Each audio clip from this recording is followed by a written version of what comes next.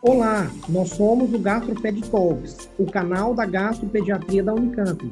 Nós somos Dr. Lucas Rocha Alvarenga, doutora Natasha Silva Sandi e doutora Maria Ângela Bellomo Brandão.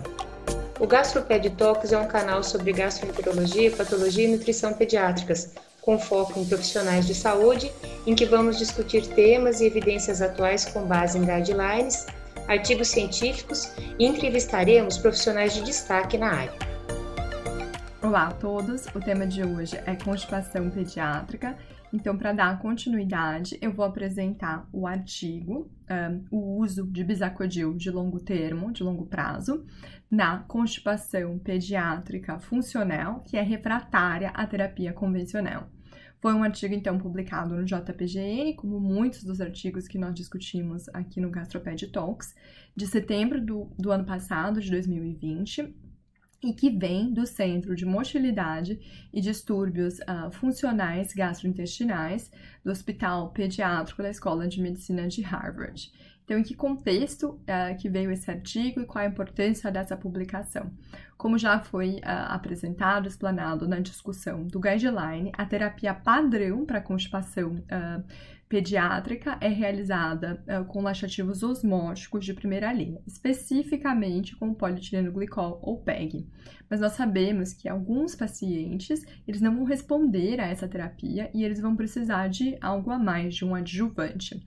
E é nesse contexto que, tipicamente, a gente realiza o uso mais comumente de forma intermitente dos laxativos estimulantes. E há dados sobre a segurança e eficácia desses laxativos estimulantes, como é o caso do bisacodil ou do Senazoid ou Sena, principalmente em adultos e principalmente no curto prazo.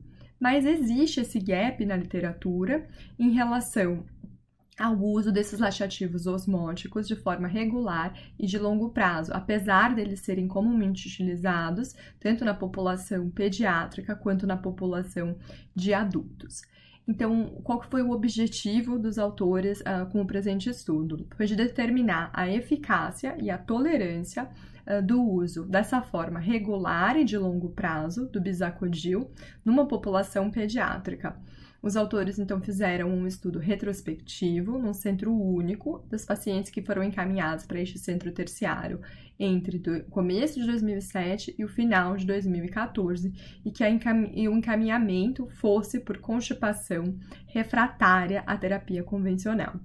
Para serem elegíveis, os pacientes teriam que ter realizado o uso do bisacodil por pelo menos 4 semanas, isso em adição, além dos laxativos osmóticos, que são a primeira linha.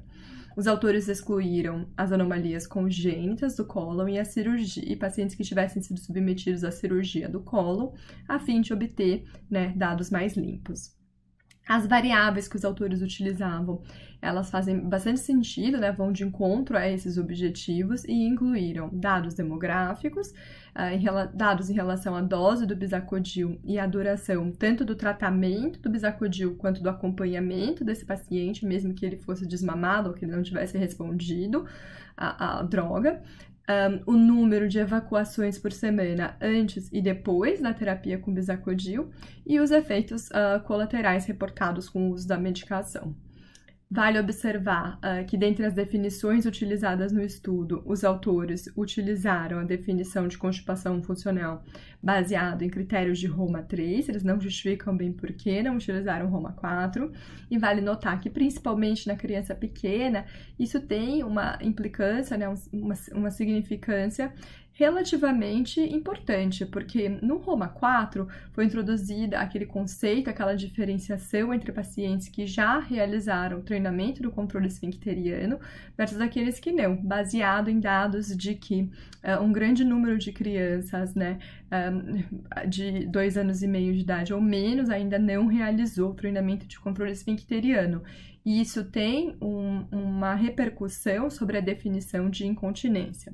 Mas seguindo, os autores definem a terapia convencional como o uso regular de laxativos osmóticos e intermitente de forma de resgate dos estimulantes e definem constipação refratária como ausência de resposta à terapia convencional, mas sem especificar por quanto tempo. Isso é interessante de ser observado, que os autores fazem um artigo moderno, já há tantos anos depois da publicação do guideline, e não utilizam a definição de constipação refratária que foi apresentada no guideline.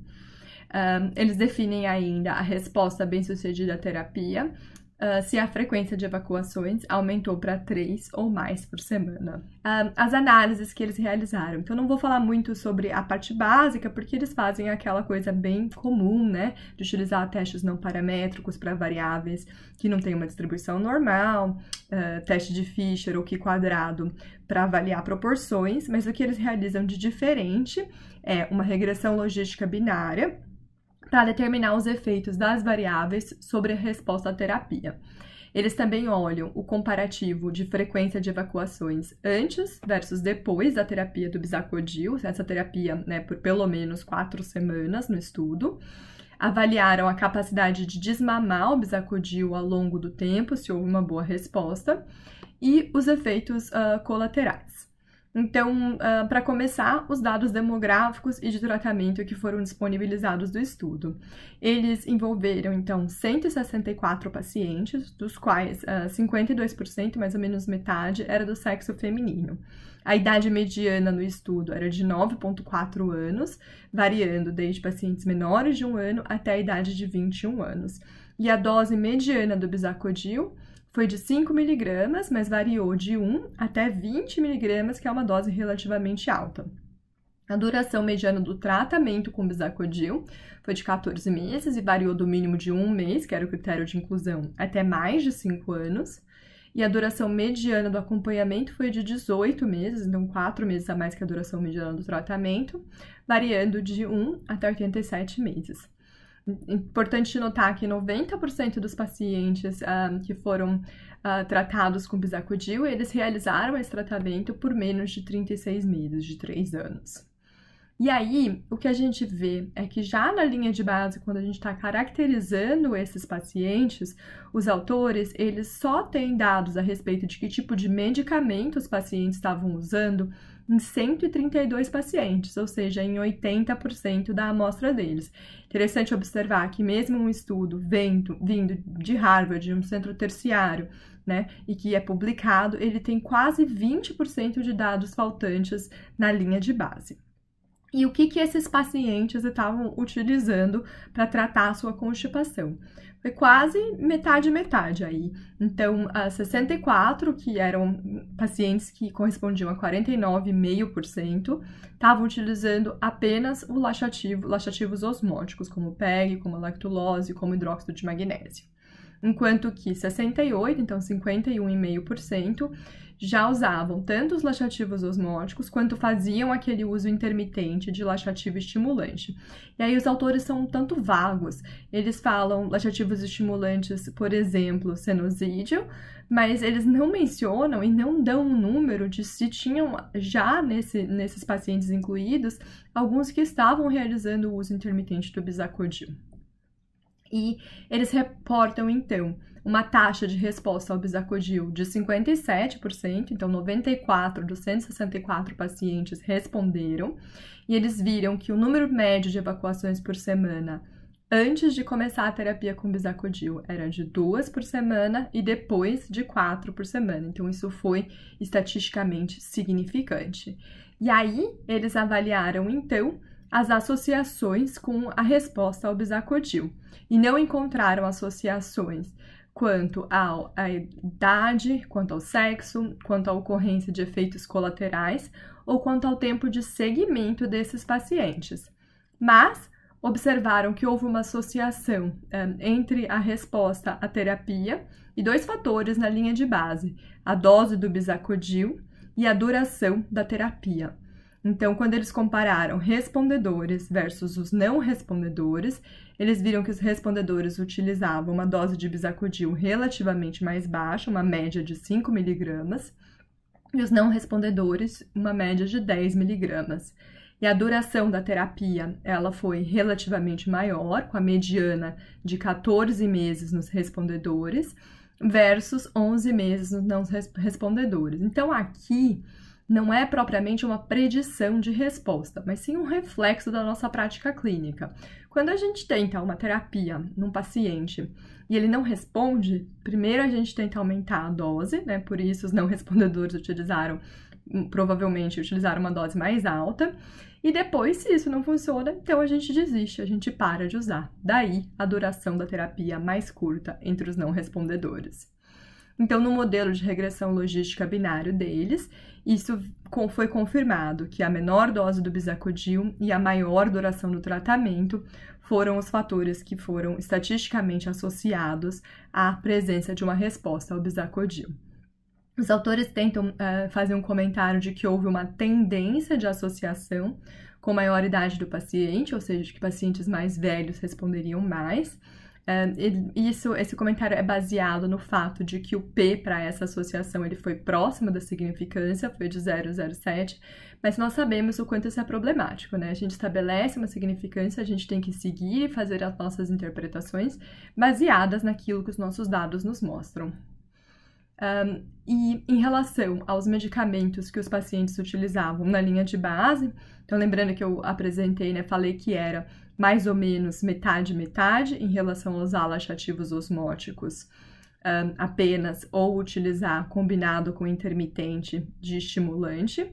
E aí eles viram uma coisa que, né, parece um tanto óbvia, que os pacientes que estavam apenas usando laxativos osmóticos no começo tiveram uma resposta melhor à terapia com bisacodyl do que aqueles que já necessitavam o uso, né, adicional dos laxativos estimulantes de forma intermitente. Então, foi 61% no primeiro grupo versus 41% de resposta no segundo grupo, e isso foi estatisticamente significante. Deve refletir, provavelmente, que os pacientes do primeiro grupo, que apenas usavam laxativos osmóticos, eram pacientes potencialmente com uma constipação menos grave. Então, quanto ao desmame do bisacodyl, esse desmame foi realizado de uma forma bem lenta ao longo de 3 a 6 meses, seja realizando uma diminuição da dose diária ou diminuindo a frequência diária, o que poderia significar até uso em dias alternados.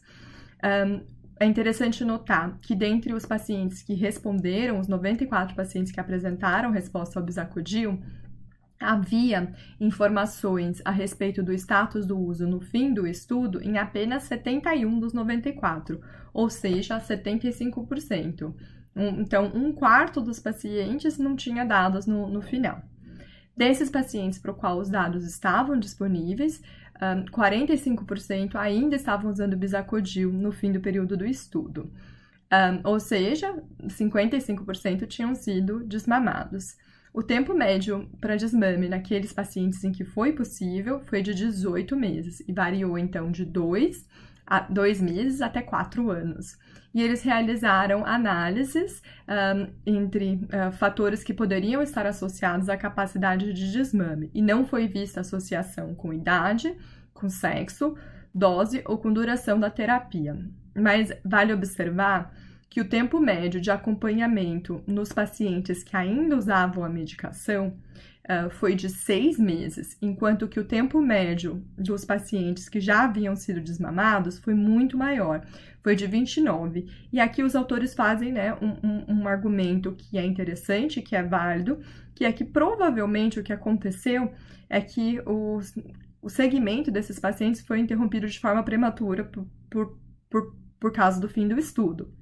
Né? E talvez, se esses pacientes eles permanecessem acompanhados por mais tempo, veria-se que esse desmame seria possível.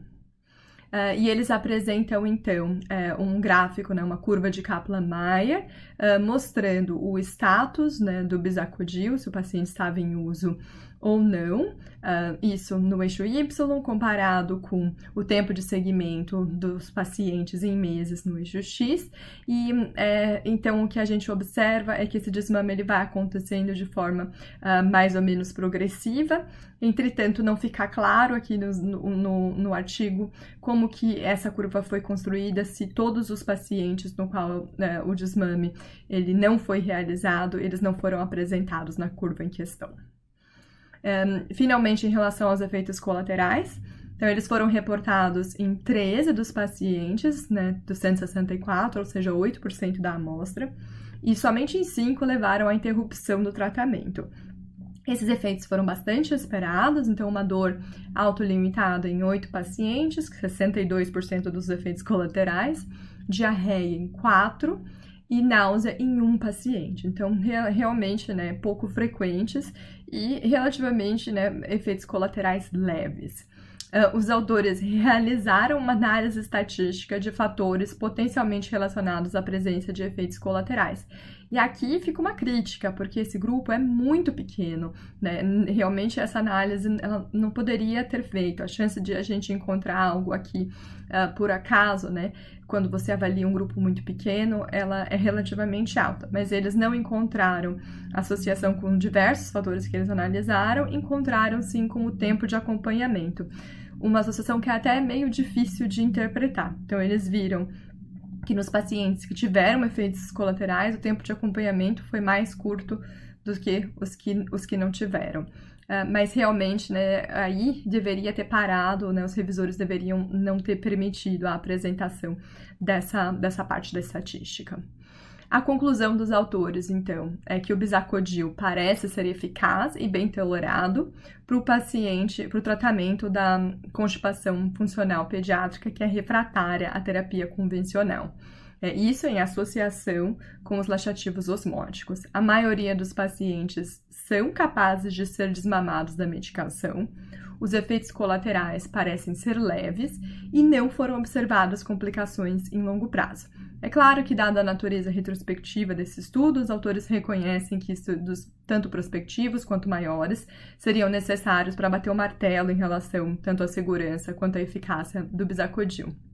Mas é um artigo que traz uma discussão bastante interessante, principalmente quebrando um pouco daquele tabu de que não se deve, né, utilizar, ou o receio que muitos colegas têm da utilização do uso de laxativos estimulantes nos pacientes com constipação refratária. É claro que esses pacientes, né, são pacientes selecionados, que estão sendo avaliados num centro terciário, então não é realmente uma indicação, né, uma ideia que vale para qualquer paciente.